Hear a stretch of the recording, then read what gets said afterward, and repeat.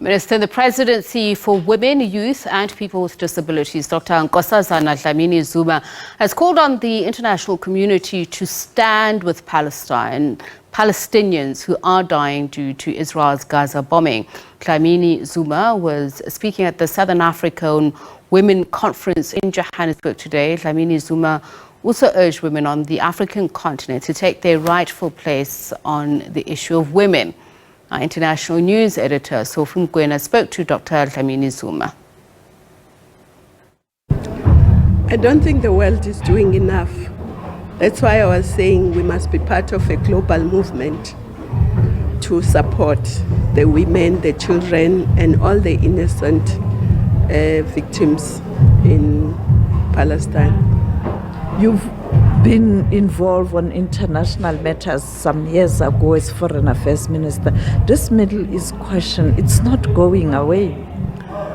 Well, taking from our own experience, we were oppressed for hundreds of years, but we didn't give up. The world did not give up until we were free. So we can't give up until they are free. Let's look at Africa. You spoke about the importance of women taking their rightful place on the continent, but there are hurdles at times, and particularly in areas where there are conflicts, women are scared to perhaps rise up and be counted in relation to the leadership and the direction the continent is taking. What's your view? How do we get around this issue? Well, I think there's nothing that comes easy. That's why we call it a struggle. And I think the women's emancipation is a struggle that we must all get involved in.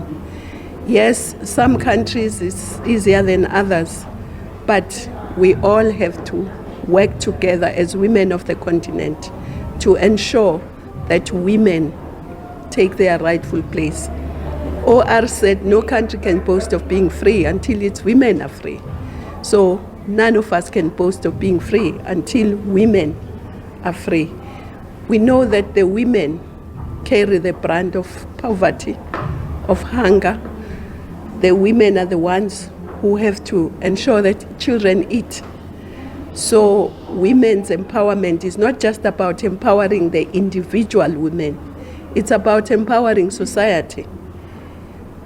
Society cannot reach its full potential unless women are participating fully in the economy, in the politics, social, cultural, religious, legal, everything. So it's a struggle that we must all be engaged in, including the media. The issue of African continental free trade area, how can women tap into this important agreement that Africa decided to endorse? Women are more than half the talent of Africa. So if women are not involved, it will not be fully realized. So women must prepare themselves. Agriculture, they must prepare themselves in being part of the economies.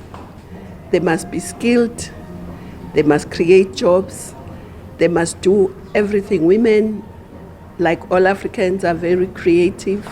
The creative industry, fashion, design, everything. They must also be in mining, in infrastructure, in rail, in road. We must get women to participate everywhere so that they can also benefit from the African continental free trade. I'm glad that women of the continent, some of them have come together.